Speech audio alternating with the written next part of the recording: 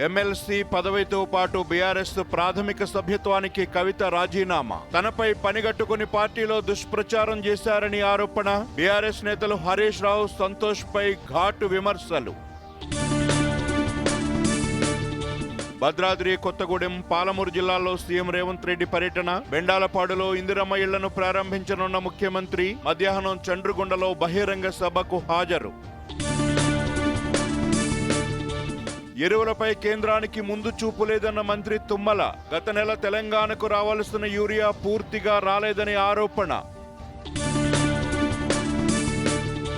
SEMICON India రెండో రోజు సదస్సులో పాల్గొన్న ప్రధాని. ఎగ్జిబిషన్ లో సెమీకండక్టర్ ఉత్పత్తులను పరిశీలించి ప్రత్యేకతలను అడిగి తెలుసుకున్న మోదీ. ఢిల్లీలో ప్రారంభమైన 2 రోజుల జీఎస్టీ కౌన్సిల్ సమావేశాలు. సంస్కరణలపై కీలక నిర్ణయాలు తీసుకునే అవకాశం. 12-28% స్లాబులు రద్దు చేసే యోచనలో ప్రభుత్వం. అట్టహాసంగా విక్టరీ డే పరేడ్ను నిర్వహించిన చైనా. ఆయుధ పాటవాన్ని ప్రపంచానికి చూపించిన జిన్పింగ్ ప్రభుత్వం.